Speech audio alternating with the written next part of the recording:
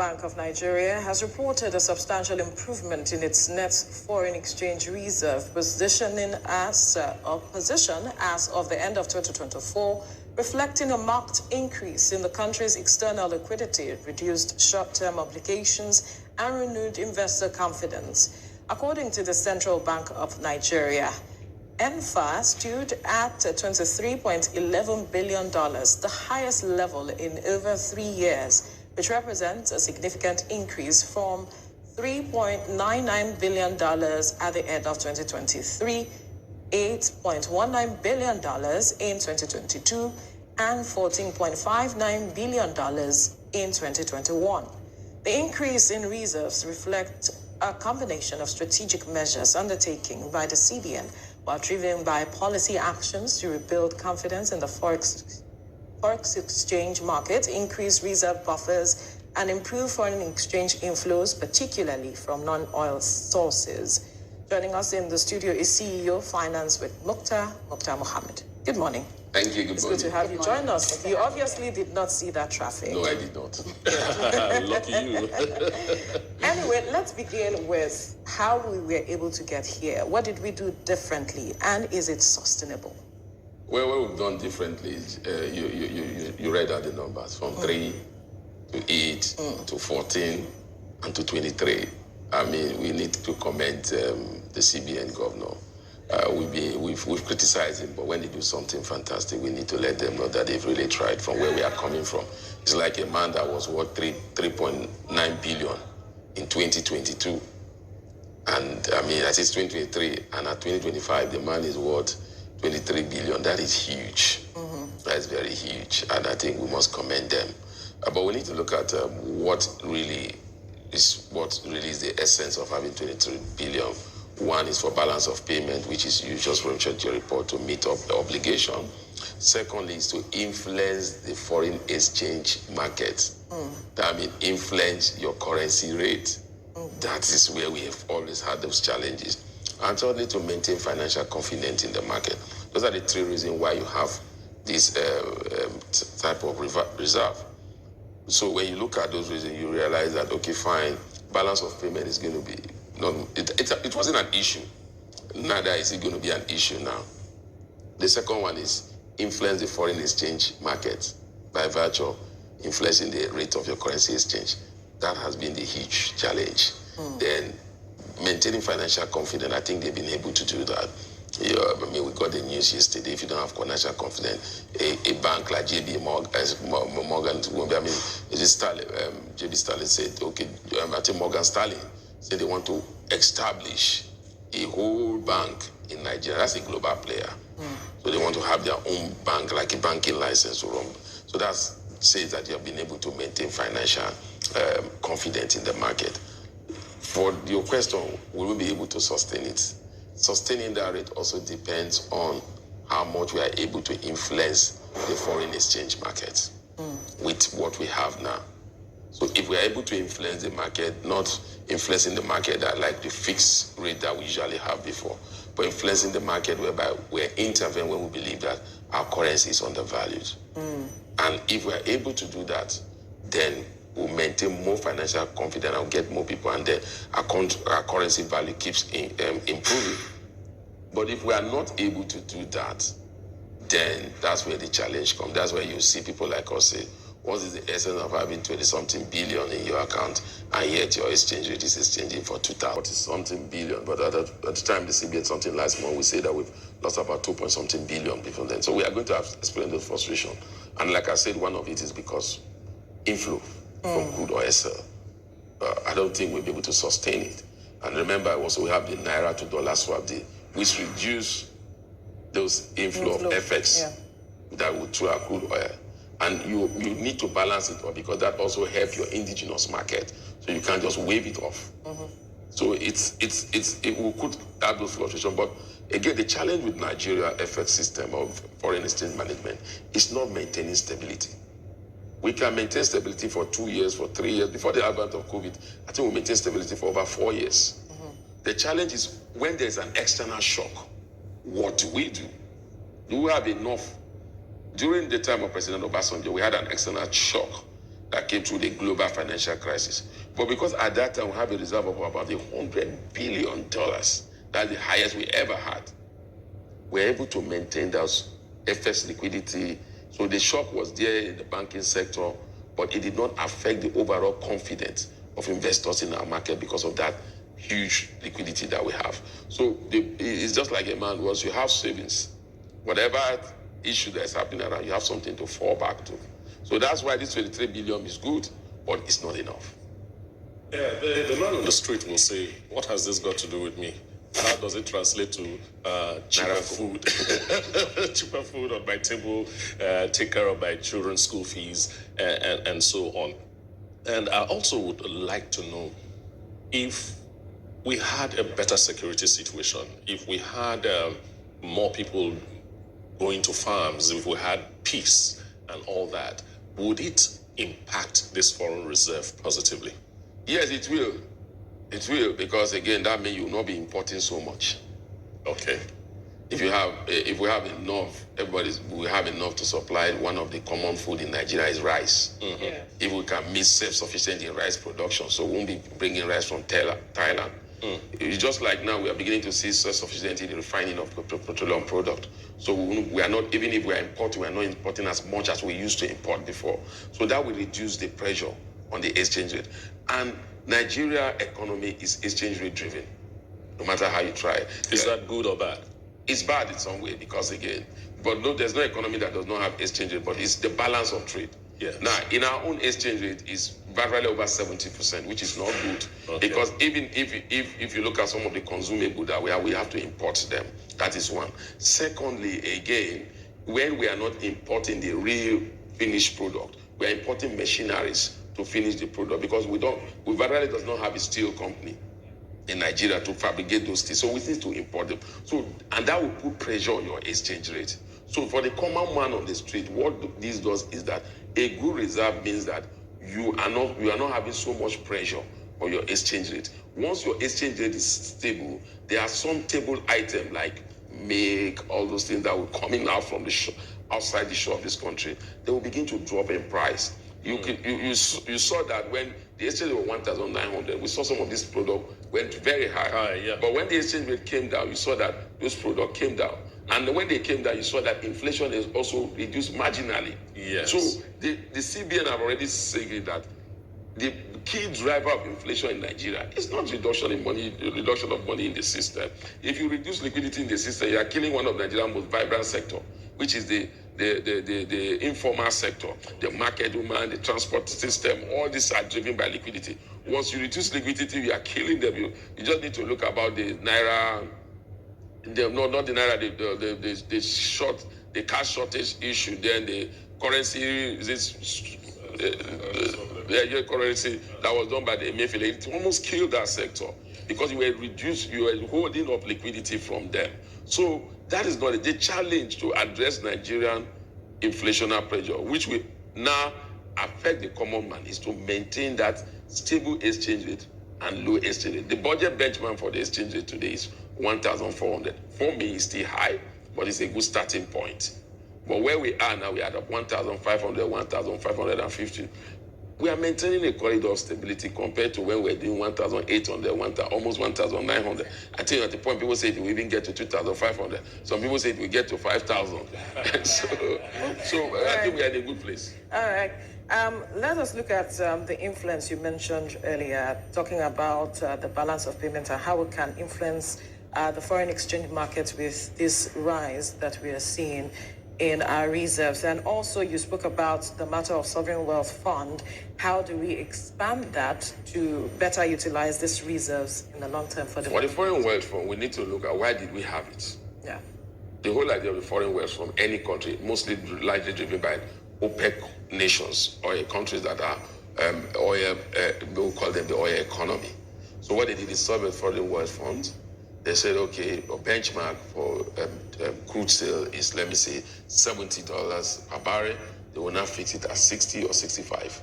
And they say for every $5 goes into sovereign wealth fund, not just to keep it there, but to reinvest in other sectors to create another source of income. Right. But if you look at ours, for a long time, we've not been able to do that because fluctuation in the oil market, when the benchmark is $74, you see it comes to 70. So then sometime again, the benchmark is, or like now the benchmark is about $76 per barrel. And we know that with the advent of Donald Trump as president, he favored a low oil price. So we may see low price, and that will not help us. So we have not been able to contribute significantly to the sovereign wealth fund. Saudi Arabia has one of the best sovereign wealth funds. Dubai also, United Arab Emirates. And that's why they are able to invest in other sectors. They are going to tourism. They are going into artificial intelligence. They are going into, so to create, because the oil market is open to a lot of external shocks that you don't have control over. So that's the duty of the sovereign wealth fund. That for balance of payment, like you said, like I said, we're already achieving that. Now, how do we influence the foreign exchange market? That's the key in Nigeria on this sector. And the only way you can influence that is to get the key players to be transparent in playing of that sector. Like getting the banking also involved. They've gotten the money agents, international money agents also involved. CBN also is also involved in that market. Now, you need to know, is your Naira undervalued or overvalued? Inflation challenge now with the Trump policy and that, so it could reduce inflow. So what is that product you think that we can have that would attract them for this investment that we're looking for? You and I know that a lot of Nigerians, they want to really, the diaspora, they want to really invest in Nigeria, some of them, but they are not also so confident. Not that they are not confident that they've gotten their fingers burned, either investing through families, trying to, do this for me, build a house for me, buy a property for me. And it has not gone on well for most of them, so they tend to stay back. But when you have a policy that is government-driven, especially using the Diaspora Commission, right, I think that will make, they will have confidence. It's more or less like, I'm investing in the Nigerian government, which they continue, but they are the guarantor of this investment. I think that is why, if you look at them, most of them are mostly thinking about the real estate sector. Yeah. If you look at most investment, most of the kind of structures you're seeing in Lagos and everything, is largely driven by Nigerians in the diaspora. They're trying to build up social because they're looking forward to come to their country someday. So I think that real estate sector is where we should really concentrate. Then we'll have to look at infrastructure financing. That's a long-time project. And thank God we have the Nigerian Sovereign Wealth Fund, which also could partner with the Nigerian diaspora. They bring in funds to build infrastructure. You can tell them we could contribute to a long-time funds. We are building road from Lagos, like example, the Lagos-Ibadan. Then we are going to Toyi. This is the revenue. So all these are products. And once you have product, people are interested in your product. They could be oversubscribed. That's why you see those oversubscription in our Eurobond. Yeah. Because the rate that we are giving is a product. So if you just depend on remittance alone, it will not help. Any economy that depends on levies and tariff, it will not. If that economy is going to have its challenges. What sustains an economy grow is investment and tax. So if you don't have investment and tax to grow your economy, and you are going to sustain your economy just by charging levies and by charging tariff, it doesn't grow your economy. Well, quick question. I recall you spoke about the fact that if we're not able to manage it, then what is the essence of having that much money and, the exchange is still bad? As a financial expert, how would you say, what do you think about the longevity of this? Do you think it has come to stay, or we are still going to experience the fluctuations? We are going to experience the fluctuations, definitely. So that's where you say, okay, in spite of we have seen so much from the non-oil sector, in terms of value, currency value, FX value, the non-oil sectors have not been able to contribute those huge amounts by the kind of contribution they have been able to add to the GDP. But they've not been able to add that in terms of value to the currency. That is a challenge. But if you see the oil sector, even if they are performing poorly, what the FX that comes in from there is huge. Yeah. So we are not able, because we are not exporting so much of what we are producing. And in terms of when we do those exports, there are other challenges. High cost of production here makes it not so much attractive outside, unless those that will have competitive advantage over products, especially. Then, secondly, again, we've not been able to attract so much inflow since COVID of Nigeria in the diaspora. This administration have tried to improve it. I think the game changer will be when they come up with that product that will attract Nigeria in the diaspora. That what happens in like India, and that's what they do. They try to come up with products that attract their diaspora investment, and they make sure that this investment comes in dollars. And that's why the Bank of India has almost the largest reserve in the world, about $720-something billion. So we are on our way to that part. But I am wondering what that product can be that we can use to attract, those in the diaspora to, want to invest in Nigeria. That's on the one hand. And on the other hand is the question of, do you have concerns? Because this matter of our reserves, today we are here, tomorrow we are there, is just fluctuating. Are there risks that you think can undermine this growth? There's already a risk. There's already a risk. And that is oil production.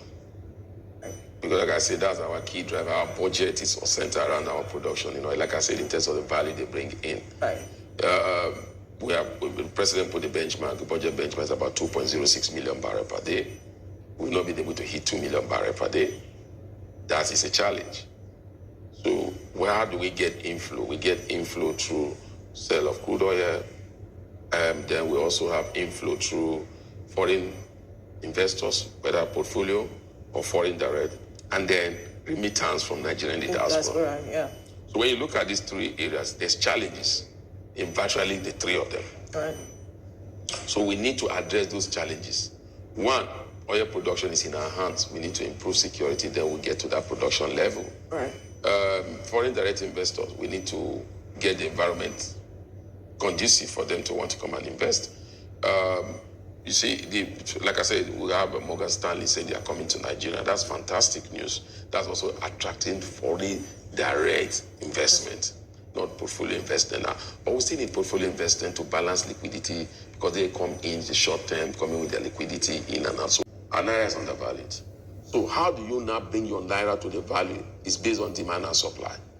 If the demand you are able to supply, if a lot of people are supplying, and a lot of people are supplying, little people are demanding, the price will definitely go down.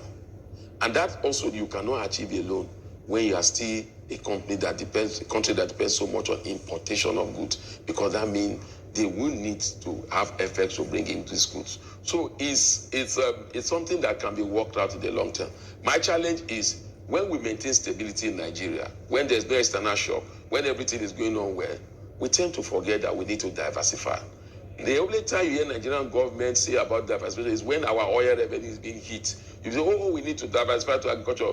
Thank God this current administration, they are diversifying.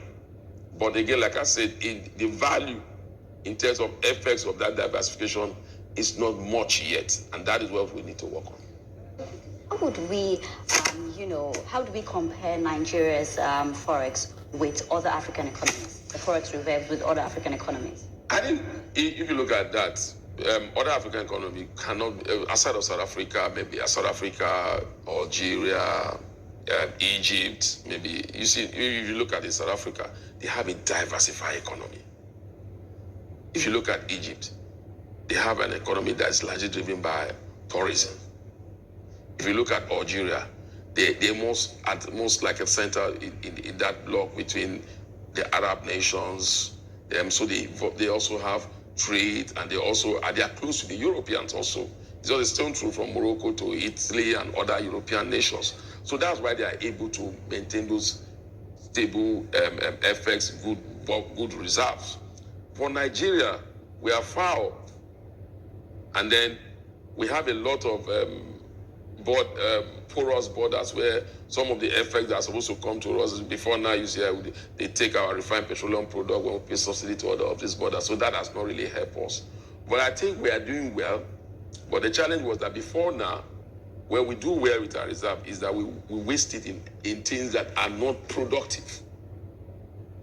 You see, a lot of Nigerians, when they want to travel, they go to collect PTA, to traveling allowance, the school fees for Nigerians going abroad, which I think is better because at the end of the day, we'll bring those knowledge back and effects for us, possibly. Now we are not seeing the benefits of diaspora. So that's why when people say jackpot syndrome is bad, I say it's not bad. Nobody jackpot like Indians. But I can just mention about their foreign reserve, right, which is one of the most healthy. So we in terms of the African countries, I think we are fairly okay. But again, fairly okay, because the African countries are not really doing so much in terms of earning so much effects from most of this country. We don't export finished good. Finished good, we export the raw material. So the finished good will now come back to us and we are paying double. I think that's basically the challenge. But for Nigeria to get to that point, we need to improve our export. And not only our export outside to all these European nations, also our export within African continent. If we're able to do business more within Africa, we earn good effects, and those rates will be good, commensurate with the cost of those funds. Like now, we are going very soon, and hopefully, will be the hub for refined petroleum product. Maybe all African countries will be coming to us because we're already going to Europe. So those also. Probably the next time we have him here, he's going to say Nigeria is doing very well. Continue this conversation again because there's so much to be said with regards to this matter. A lot, actually. But so much has also been said. How far we have come. But thank you, CEO of Finance with Mukhtar Mohammed, for your time on the program. My pleasure. Thank you for having me. All right, still to come on TVC Breakfast, President Bola